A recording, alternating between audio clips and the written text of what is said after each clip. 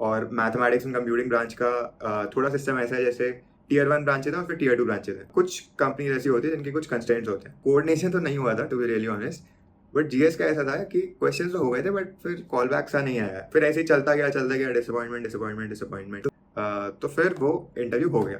तो फिर अब मुझे हुआ कि ठीक है, इस बार कुछ भी करके मुझे सिंगापुर पहुंचा दो कि अब बहुत हो गया, मेरे को जाना है। तो लकीली मैं यहाँ पे बैठा हूँ, वीडियो बना रहा हूँ, तो आई गेस सब सही हुआ है। तो आई थिंक स्टार्टअप्स डेफिनेटली यहाँ भी काफ़ी सारे हैं जो अलग अलग चीज़ों पे काम कर रहे हैं। मैंने जितना देखा है, Shopee, TikTok, Ninja Van, Grab, Gojek, compensation के बाद वो फील नहीं आपको आएगा कि यार बहुत महंगा मतलब है।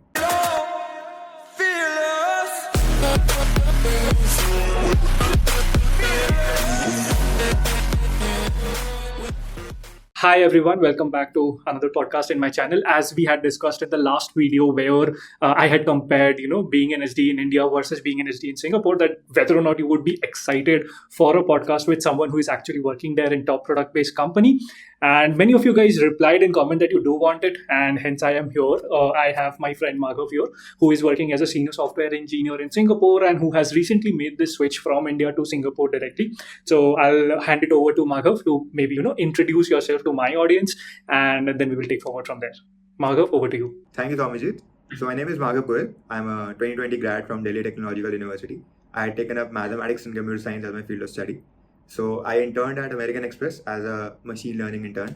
उसके बाद कोविड आ गया, सो बहुत प्लान्स जो थे वो नहीं गए जैसे सोचा था। तो फिर मैंने एक स्टार्टअप ज्वाइन किया इन्फर्निया फॉर 8 months। फिर उसके बाद मैंने फ्लिपकार्ट में स्विच किया। I work there for a year and then I made the switch to work at a top product-based company in Singapore. Before going any further, I must say, if you are someone who wants to perfect the spoken English, who knows how to read and write English, but is just not comfortable in speaking it out loud, then you must check out Cambly. Cambly is India's one and only application that helps you connect with tutors all across the world, be it USA, UK, Canada, Australia, and other places. Helps you schedule one-to-one interactions with these tutors and perfect your English. You decide what you want to study, you decide how you want to study and with whom you want to study. Cambly will facilitate it. Personally speaking, I myself have tried out Cambly recently just to see actually how good their platform is and how good the tutors are. And I must say, it is simply amazing. You can use the coupon code SB22 to get a 22% discount on any 3-month course. Go to the link in the description below and definitely register if you are someone who wants to learn spoken English. Thank you for, first of all, introducing yourself. So you said you interned in American Express, right? So I would personally, want to know a bit more about your journey leading up to the switch that you made from India to Singapore. I heard that you are from mathematics and computer applications background. So did that hinder your chances in, let's say, any job opportunity for that matter in India? So I'll walk you through the journey. पहले second, third year तक मेरा take में जाने का कोई interest नहीं था। मैंने सोचा था कि I'll go for a analyst या consultant role. तो मुझे याद है जब इंटर्नशिप के लिए सारी कंपनीज आ चुकी थी, तब मैंने सोचा कि यार अब टेक के लिए पढ़ते हैं। मतलब मैंने नहीं सोचा था एक्चुअली, पेरेंट्स ने भी बोला कि भाई कर ले, टेक कॉलेज आया तो टेक प्लेसमेंट देख ले। तो तब मेरे को थोड़ा धक्का लगा कि बहुत सारे लोग बहुत टाइम से प्रिपेयर कर रहे हैं और मैंने कुछ नहीं किया। So that was the point जहाँ पे मैंने प्रिपरेशन स्टार्ट करी, डीएसए स्टार्ट किया और टेक की तरफ सोचा कि हाँ ये मैं कर सकता हूँ। तो थर्ड ईयर में सितंबर में मैंने स्टार्ट किया था। उसके बाद सारी कंपनीज ऑलमोस्ट चली गई थी जो कि टॉप कंपनीज थी। और मैथमेटिक्स एंड कंप्यूटिंग ब्रांच का थोड़ा सिस्टम ऐसा है जैसे टीयर 1 ब्रांचेज है और फिर टीयर 2 ब्रांचेज है। तो जैसे टीयर 1 कॉलेज और टीयर 2 कॉलेजेस का बैटल चलता रहता है लिंक्डइन पे, वैसे ही कुछ कंपनीज ऐसी होती है जिनके कुछ कंस्ट्रेंट्स होते हैं कि वो सिर्फ सीओई आईटी को अलाउ करेगी। मैं प्रिपेयर करना शुरू किया। 4-5-6 महीने में मुझे थोड़ा कॉन्फिडेंस आने लगा कि हाँ मैं ये कर सकता हूँ। और मेरी किस्मत चली है क्योंकि अमेरिकन एक्सप्रेस यूजुअली अगस्त में आती है, बट वो अगस्त में नहीं आई और अब मई में आई। तो मेरी इंटर्नशिप मई में लगी है और फिर उसके बाद मैं इंटर्नशिप करने बैंगलोर गया था अमेरिकन एक्सप्रेस में। अमेरिकन एक्सप्रेस में एक्सपीरियंस काफ़ी चिल था, मतलब ज़्यादा कुछ काम करने को था नहीं और मेरे को वहाँ से पीपीओ का इतना ज़्यादा वो था नहीं। तो मुझे बस ये था कि ठीक है वहाँ जाना है, जो भी काम होगा वो करना है और उसके बाद घर आके प्लेसमेंट के लिए पढ़ना है। करेक्ट। तो एक क्वेश्चन जो बहुत लोगों ने ऐसे पूछा भी है, जो how did you maybe juggle your internship work, the project that you are doing there, as well as maybe preparing और continue to preparing for your placement? To be really honest, मेरा simple सा फंडा था कि आपको clarity होनी चाहिए आपको क्या चाहिए। आपको इंटर्नशिप से ऑफर चाहिए तो आप फुल अपना 100% इंटर्नशिप पे दो। अगर आपको पता है इंटर्नशिप से आपको सिर्फ एक सर्टिफिकेट चाहिए या वो एक्सपीरियंस चाहिए, बट आपको फाइनली प्लेसमेंट से ही आपको आपका इवेंचुअल गोल मीट होगा, तो आप उसी पे अपना पूरा ध्यान दो। एक चीज़ जो आपको मिली आप उसकी डिसरिस्पेक्ट नहीं कर सकते, राइट? तो आप जितना रिक्वायर्ड है उतना करो, बट आप सारा एफर्ट प्लेसमेंट की तरफ डालो।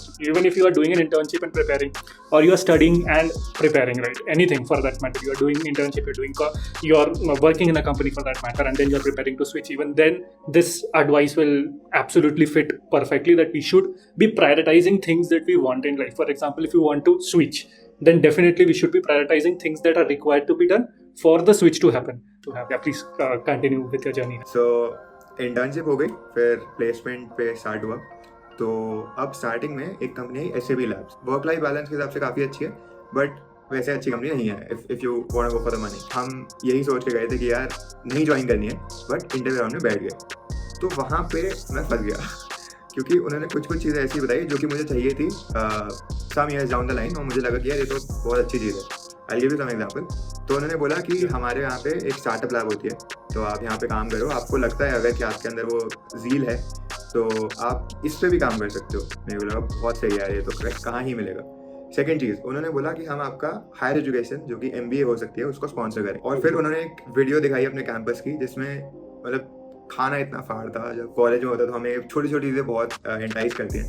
फिर उनका कैंपस इतना बढ़िया था कि ऐसा लगता था कि हम पूरा दिन यहीं पड़े रहेंगे। मैंने वो अपॉर्चुनिटी ले ली। फिर उसके बाद मुझे शॉक लगा मतलब शॉक नहीं, मुझे रियलिटी का पता लगा। मैंने मेल डाला HR को और कंफर्म करी कुछ चीज़ें। What are the things that are true and जो ऐसे ही मतलब बोलने के लिए बोला है? Good question. सो सबसे पहले मैंने ये चीज़ पूछी थी कि जो फैसिलिटीज आपने वीडियो में दिखाई है वो चार्जेबल होती है या फिर वो अब हम एज एम्प्लॉय ज्वाइन कर रहे हैं तो वो हमारे लिए बेनिफिट्स होंगे, तो वो चार्जेबल होती है। सेकेंड ये था कि अब जो MBA की उन्होंने बात करी थी हायर एजुकेशन की, वो कुछ इंस्टीट्यूट्स के साथ है और वो एग्जीक्यूटिव MBA का वो रहता है। और थर्ड चीज़ ये थी कि जो स्टार्टअप लैब था वो ये था कि आपको 2-3 साल यहाँ काम करना पड़ेगा, उसके बाद हो सकता है कि you get a chance to work. तो ये मतलब चीज़ें थी जिसको सुन के And it is probably a lesson for everyone who is looking into the video is that कि हमेशा जो कोई कंपनी अगर कुछ बोलती है या अपने कॉर्पोरेट वीडियो में अगर कुछ डालती है तो उसको हम बिना सोचे समझे बिलीव नहीं करने का, थोड़ा सा खुद का रिसर्च करना चाहिए। एंड ऑलवेज सैप में तो ये हो गया कि मामला सही नहीं लगा हमको। फिर what happened, like what did you do? अभी एक तो ये सैप का placement was from college, so does your college like allows you to sit on another placement अगर एक प्लेसमेंट ऑलरेडी है आपके पास? तो यार मेरी लाइफ में चीज़ें तब अच्छी नहीं चल रही थी, तो SAB का प्लेसमेंट हो गया, फिर AMEX से PPO भी आ गया, ठीक है। तो अब मेरे पास 2 प्लेसमेंट हो गई। अब मैं कुछ नहीं कर सकता, मैं ऐसा भी नहीं कर सकता कि दोनों को रिजेक्ट कर दूँ और फिर अब किसी और में बैठ जाऊँ। नहीं, 2 प्लेसमेंट हो गई, आप कॉलेज का नाम भूल जाओ। तो उसके बाद मुझे डेफिनेटली थोड़ा बुरा लगा था क्योंकि मेरे बाकी दोस्त जो थे वो काफ़ी अच्छी कंपनी के ऑफर ले गए थे। तो मेरे को लगा कि यार अब तो मैं तो फंस चुका हूँ। तो मुझे याद है मैं अगले ही हफ्ते लाइब्रेरी में बैठ गया था कि यार मुझे अब मैं 10 लोगों से बात कर चुका था कि ऑफ कैंपस में कैसे प्रिपेयर करना है, क्या क्या स्किल्स मुझे और अच्छे करने पड़ेंगे। तो मैं लाइब्रेरी में बैठा और मैं DSA करना शुरू हो गया था क्योंकि मुझे पता था ऑफ कैंपस में DSA ही आपका डिफरेंशिएटिंग फैक्टर होगा। 2-3 महीने मतलब घिस के पढ़ाई करी है। मतलब वो टाइम था आइडियली मज़े करने वाला, बट मेरे पास कोई रीज़न ही नहीं था मज़े करने के लिए, तो मैं पढ़ रहा था। तो मुझे याद है ऑफ कैंपस कुछ कंपनी सी जैसे कोऑर्डिनेशन का एक आता है, गोल्डमैन सैक्स का आता है। तो कोऑर्डिनेशन तो नहीं हुआ था to be really honest, but GS का ऐसा था कि क्वेश्चन तो हो गए थे बट फिर कॉल बैक सा नहीं आया। फिर ऐसे ही चलता गया डिसअपॉइंटमेंट। तो फिर शॉपी का मुझे मार्च 2020 में इंटरव्यू मिला था, तो वहाँ से पहला ऑफर मुझे ऑफ कैंपस मिला था। तो बट हाँ, तभी कोविड आ गया, तो उसके बाद नहीं हुई ज्वाइनिंग। या सो मार्च 2020 में सिंगापुर लोकेशन के लिए ऑफर मिल गया था कॉलेज के लास्ट में। Since you were a fresher in March 2020, right? So I would want to know कि from a fresher perspective, like how did you basically first day of like search for a job in a different country altogether? What was the interview experience like as well? तो मुझे LinkedIn से opportunity मिली थी क्योंकि LinkedIn पे मैं बहुत ज़्यादा active हो गया था, लोगों को ऐड करता रहता था क्योंकि किसी का भी पोस्ट अगर कोई लाइक कर देगा तो मेरे पास आ जाएगा अगर वो किसी अच्छी कंपनी का हायरिंग पोस्ट होगा। हाँ, तो इंटरव्यू प्रोसेस आई गेस काफ़ी स्टैंडर्ड था, बट हाँ एक चीज़ काफ़ी अलग थी कि वो कोर नॉलेज पे भी आपको जज करते हैं। तो मैंने इस पर भी एक्चुअली वीडियो बनाई है SD interview in Singapore versus SD interview in India. But major ही डिफरेंस जो था ना, वो मैंने ये नोटिस किया है कि जैसे इंडिया में DSA पे थोड़ा ज़्यादा ध्यान है, मतलब प्रोजेक्ट्स को फिर भी इग्नोर कर देते हैं और सब चीज़ों को इग्नोर कर देते हैं अगर DSA बहुत अच्छा है तो।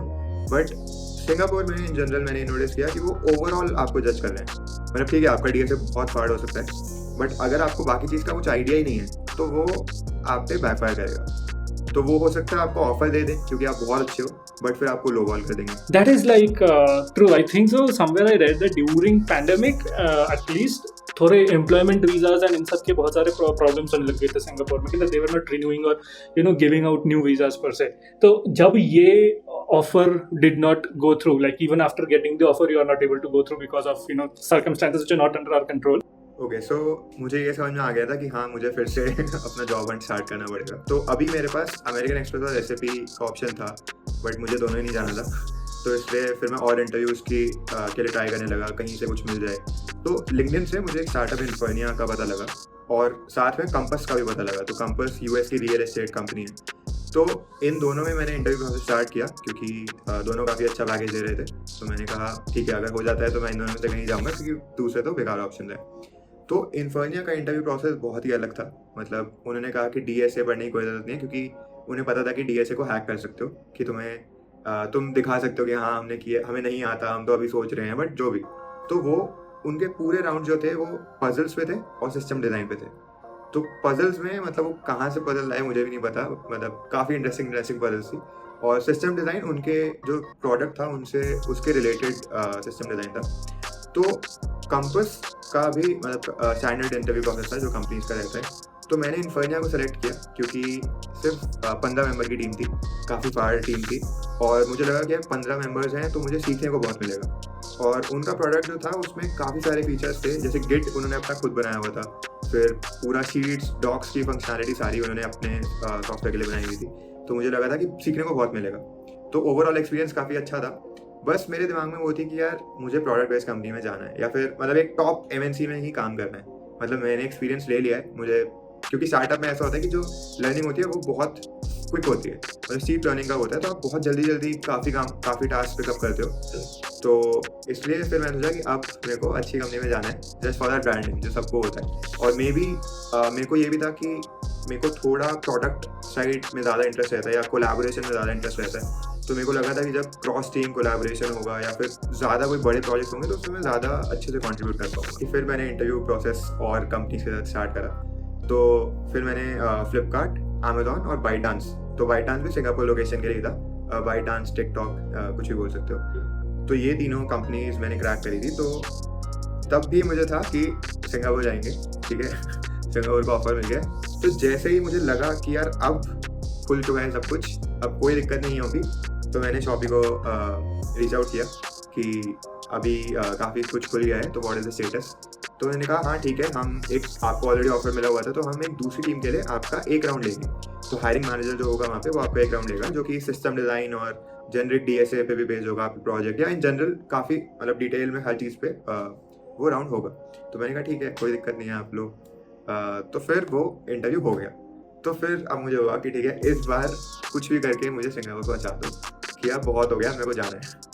तो लकीली मैं यहाँ पे बैठा हूँ, वीडियो बना रहा हूँ, तो आई गेस सब सही हुआ है। सो यहाँ पे ना अभी प्रोबेबली अभी मेन हिस्सा शुरू होगा हमारे वीडियो का, where I would want to like know a lot about Singapore. So personally speaking, मैं सिंगापुर में गया हुआ हूँ, but it's from a tourist stand point, tourist के पॉइंट ऑफ व्यू से देखा हूँ, not from a point of view of maybe a local who is living there, or maybe from a point of view of someone who is working there in at least the tech world, right? So abhi I would personally want to know like what your thoughts are in the differences in maybe the culture, the expectations in India with respect to Singapore. So I guess culture wise ज़्यादा difference नहीं है, but again वो team dependent है। Culture और मतलब जो learning आपकी होगी मतलब बहुत टीम पर डिपेंड करती है। तो मेरी टीम में पर्टिकुलरली ऐसी कोई दिक्कत नहीं है, हम काफ़ी बकचोदी करते हैं। वो फ्लिपकार्ट में भी सेम था और यहाँ पे भी ऐसा ही है। बस ये कहूँगा कि इंडियन वाला थोड़ा कम है। अगर इंडियन और होते, मतलब मेरी ही टीम में होते, तो शायद एक और अच्छे लेवल पे कनेक्ट कर पाता। बट आई गेस अभी काफ़ी अच्छा है, मतलब कल्चर वाइज मुझे कुछ खास फर्क नहीं लगा। Got it. Makes sense. And that's good to hear as well. And definitely एक affinity तो होता ही है from wherever we belong to. And एक और चीज़ जो मेरे को ऐसे समझना था is from a point of view of let's say जो visa you get as an the employment visa whatever the category is. तो उसमें are you allowed to switch jobs and is there any restrictions for that matter या कुछ ऐसा है वहाँ पे? तो आई हैव हर्ड जैसे यहाँ पे 2 पास होते हैं जब आप ऐसे एम्प्लॉयमेंट के लिए आ रहे हो, एस पास और ई पास। तो अभी मुझे ईपी मिला है। मैंने सुना है कि एस पास में स्विच करना डिफिकल्ट है या फिर शायद अलाउड ही नहीं है, नॉट श्योर, ये आप रिसर्च करो। बट ईपी में ऐसा कुछ नहीं है। तो ईपी में ऐसा होता है कि जैसे अभी जो आपका करंट एम्प्लॉयर है उन्होंने आपका ईपी स्पॉन्सर किया हुआ है, आपको स्विच करना है तो बस जो आपका नया एम्प्लॉयर है वो आपका नया ईपी स्पॉन्सर करेगा। तो स्विच करने में ऐसी दिक्कत तो नहीं है। बस एक चीज़ होती है कि जैसे अगर आपने यहाँ पे रिजाइन कर दिया तो आपके पास 1 ही महीना होता है जिसमें आपको नई जॉब ढूंढनी होती है। That's fair enough constraint for an employment pass. For example, US में भी similar constraints ही है। अगर आपके पास H1B है जो कि मतलब मिलना ही is a लॉटरी है तो उसमें तो कुछ बोल ही नहीं सकते। And then even after getting that, the constraints are fairly similar only. You can switch. The other employer needs to sponsor the visa, and you only have like 2 months, I think, so 60 days for getting that switch done. Otherwise, तो नहीं होगा वो switch. And in general, from your experience point of view, like what all companies are there that basically sponsors, you can say visa for people who are kind of directly looking to apply from India.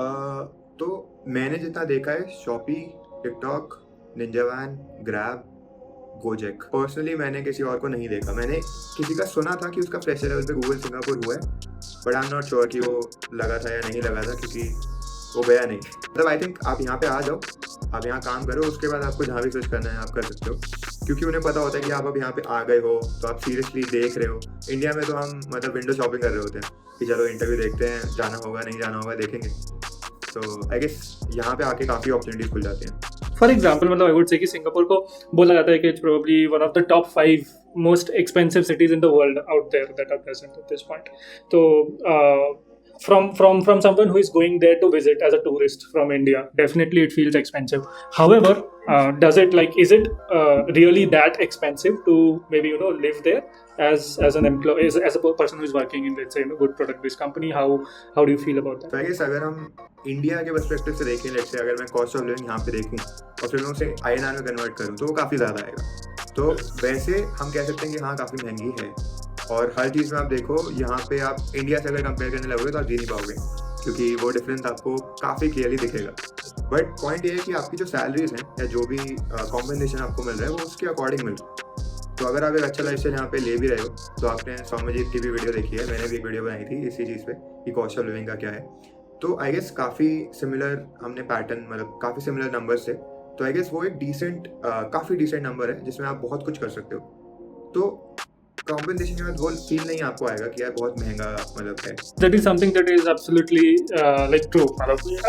Whenever we say that yes, the cost of living is high, because कई लोग ऐसे argue भी करते हैं कि हाँ मतलब पैसे ज़्यादा मिल रहे हैं बट कॉस्ट ऑफ लिविंग भी तो बहुत ज़्यादा है बट मतलब that is always there. Obviously that's the reason, one of the reasons, not the only reason, but one of the reasons why you are getting more money there as well, and correspondingly you will be potentially also saving more as well because of let's say you are earning in Singapore dollars, you are spending in Singapore dollars, and you are saving in Singapore dollars as well. For example, in India as well, right now the startup culture is booming बहुत ज़्यादा। इतने सारे नए startups आ रहे हैं, इतने सारे नए unicorns आ रहे हैं for that matter. So what is that in Singapore? Like does Singapore have a similar tech culture for that matter? कि बहुत सारे companies और बहुत सारे startups are coming up, different companies are working in different technologies. For example, India में ये हो रहा है, USA में तो चलो होता ही है बहुत ही ज़्यादा, it's just genesis of the entire tech industry I can say.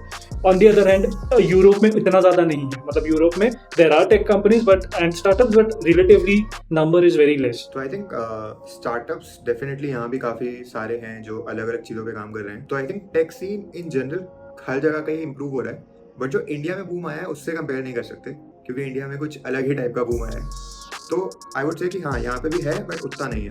Fine, India में तो definitely at least of last 1-2 years at least after pandemic it has like gone off the charts. Almost हर दूसरी company अभी unicorn हो रही है, अभी तो मेरे को ऐसा लग रहा है।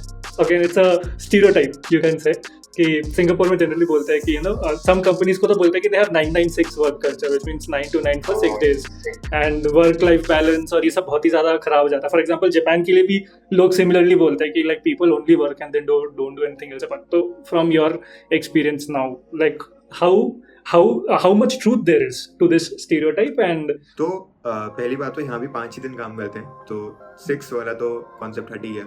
अब जो 9 to 9 वाली चीज़ है वो मतलब मैं ये बोलूँगा कि सिंगापुर में काफ़ी हार्ड वर्किंग लोग हैं।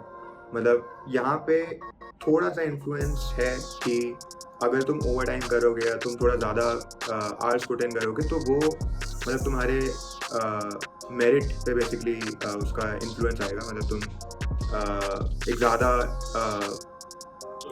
बेसिकली उस पर ज़्यादा वो आएगा कि हाँ तुम अच्छा काम कर रहे हो, तुम काफ़ी मतलब कंपनी के गोल्स के साथ या इस प्रोजेक्ट में काफ़ी इंटरेस्टेड हो और तुम पैशनेट हो उस चीज़ के बारे में। तो इन जनरल ये सीन है। बट देन अगेन घूम फिर के ना बात बहुत इंपॉर्टेंट चीज़ है ये कि आप कंपनी पे ना जाके आप टीम पे ध्यान दो, क्योंकि टीम है तुम्हारी फाइनली घूम फिर के बाद टीम पे आनी है। तुम्हारी टीम में क्या हो रहा है वो मैटर करेगा। कंपनी चाहे कैसी भी हो या फिर कंपनी बहुत अच्छी भी हो सकती है, तुम्हारी टीम बेकार हो सकती है। तो टीम पे बहुत ज़्यादा ध्यान होना चाहिए। तो मेरे केस में टीम काफ़ी अच्छी है, तो वही है कि टीम चुनो, कंपनी मत चुनो। One more thing that I have read, and थोड़ा सा जैसे मैंने लिमिटेड मेरा रिसर्च भी करा था अपने वीडियोस के लिए, was about taxes. And apparently Singapore is probably one of the very few developed countries out there जहाँ पे टैक्सेस बहुत कम है। प्रोबेबली एक और अच्छी developed country where the taxes is like very less is Switzerland, that is present. अभी हम लोग मिडिल ईस्ट से कंपेयर नहीं कर रहे, वहाँ तो ठीक है चलो टैक्स नहीं लगता, but for the ones where there is a tax, Singapore is probably one of the like lowest income tax country there is. तो what's your experience like that? एक बहुत बड़ा रीज़न सिंगापुर में आने का यही था कि टैक्स बहुत कम लगता है यहाँ पे। तो आपको दर्द नहीं होगा जब आपकी सैलरी से अमाउंट कटेगा इतना ज़्यादा टैक्स में। तो हाँ, टैक्स मतलब आपका जो सेविंग्स का रीज़न ही है कि टैक्स बहुत कम है। तो आप देखोगे कि यूएस की सैलरी और सिंगापुर की सैलरी में बहुत फ़र्क होगा। तो आपको लगेगा कि यार यूएस में तो बहुत पैसा देते हैं, सिंगापुर में है ही नहीं पैसा, तो सेव नहीं होगा। बट जो टैक्स का फ़र्क है आपको वो सब भी देखना चाहिए, क्योंकि टैक्स से बहुत गेम चेंज हो जाती है। एब्सोल्युटली। जैसे कि फॉर एग्जांपल मैंने अपने वीडियो में भी ऐसा डिफरेंस शो करा है। मतलब there is like from a purely compensation stand yes there will be differences in salaries per. US में प्रोबेबली ओवरऑल वर्ल्ड के सबसे ज़्यादा सैलरीज मिल रहे हैं at this point in time in US, तो there is no point in comparing with US salaries. But again from taxation perspective अगर हम देखेंगे तो they are like very highly taxed. कुछ स्टेट्स में कम है, फॉर एग्जांपल वाशिंगटन वगैरह में जहाँ पे स्टेट इनकम टैक्स नहीं लगता है तो वहाँ पे थोड़ा कम है, but in general it's like very highly tax.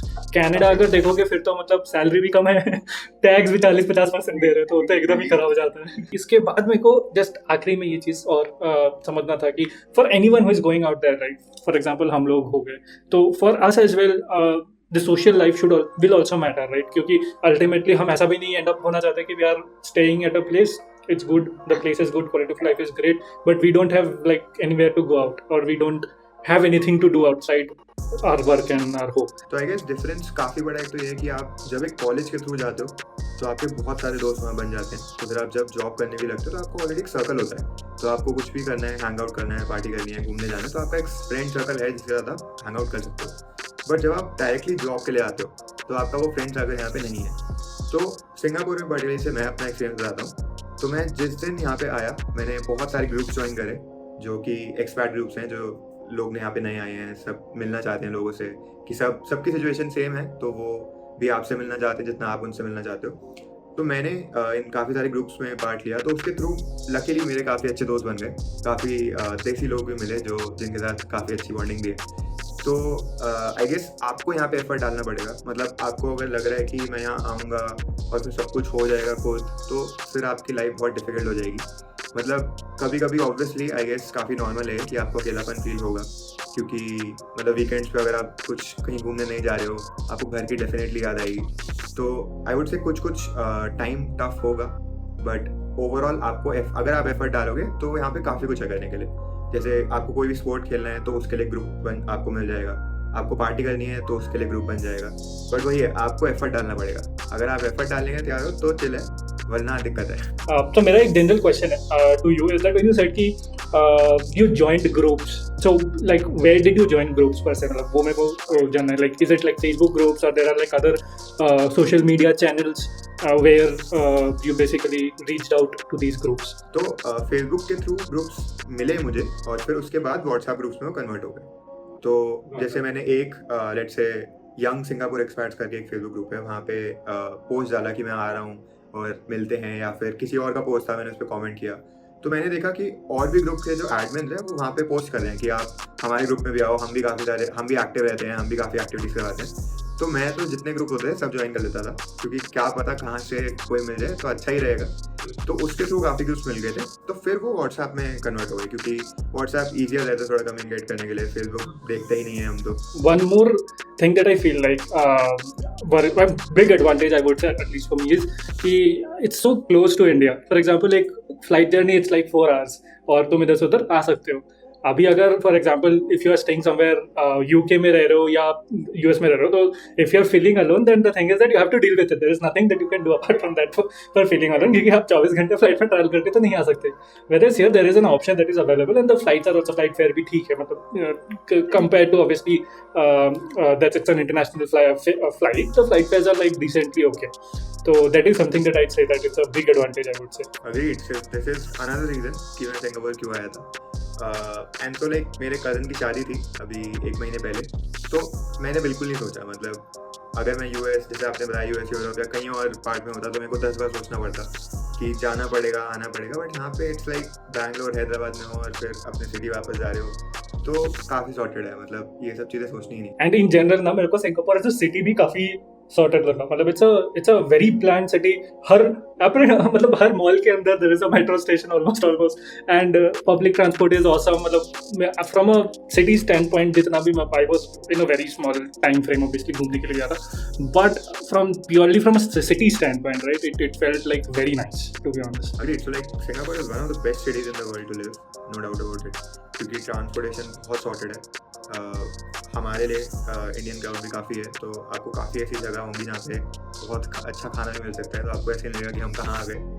तो और एक चीज़ मुझे यहाँ पे और बहुत अच्छी लगी कि फिटनेस को लेके यहाँ पे काफ़ी मतलब हेल्थ को आई गेस वो इग्नोर नहीं करते हैं, जैसे इंडिया में आप देखोगे। जैसे मैं अपना ये एक्सपीरियंस आया था, तो जब घर पे थे तो पूरा दिन बैठे रहते थे, बस काम करा हो गया, मूवी देखी हो गया, काम हो गया। बट यहाँ पे मतलब 5-6 किलो लूज हो चुका है ऑलरेडी, क्योंकि यहाँ पे चलना बहुत होता है। और मतलब आप भी उनसे इंस्पायर होते हो कि यार हम भी कुछ फिजिकल एक्टिविटीज़ करें जिसमें जो हमें अच्छी लगती हैं, या फिर जिससे हमारा कुछ अच्छा होगा। तो आई गेस ये भी बहुत अच्छा पॉइंट है सिंगापुर के बारे में, काफ़ी लाइफस्टाइल है वो हेल्थ ओरिएंटेड भी है, मतलब उस पर काफ़ी ध्यान देते हैं। It was like super awesome to know exact first hand insights of someone working there, living the life, and understand all the cultural differences and from regulatory and taxation differences as well. So it was like awesome to be honest. At least मेरे को काफी कुछ जानने को मिला, and I am super excited for you as well and for your journey ahead. And I'm really certain that people who will be watching this as well, they will also be super excited for it and will really gain a lot of insights from your experience till now. So thank you for taking up on the offer and coming to my channel for a podcast. Thank you Soumyajit for inviting me. तो मैं अपने channel पे यही कर रहा हूँ कि Singapore से जो भी रिलेटेड चीज़ है ना, सारी उस पर डाल रहा हूँ। तो एक शॉर्ट हम चैनल का भी डाल देंगे, ताकि जो भी लोग हैं, अगर उन्हें सिंगापुर से रिलेटेड चीज़ें अगर पता करनी है कि कहाँ घूमना है, कहाँ जैसे दोस्त बनाने हैं आपको, आप सिंगापुर आ रहे हो तो आप मेरे को रीच आउट करो, हम ऐसे सब्सक्राइबर्स के साथ मिलते हैं या फिर हम घूमने फिरने जाते हैं। तो आपको कुछ भी दिक्कत है आप मेरे को रीच आउट कर सकते हो, लिंक्डइन पे, यूट्यूब पे, या कहीं पे भी आप चाहते हो। तो always happy to help. And Soumyajit is doing a great job, मतलब काफ़ी लाइफ सिंपल बना रहे हैं तुम्हारी। तुम रिसर्च नहीं करना चाहते, वो तुम्हारे लिए कर रहे हैं। तुम एक्सपीरियंस जानना चाहते हो, वो लोग ढूंढ के ला रहे हैं। तो सब्सक्राइब करो और जितना सपोर्ट हो सकता है करो।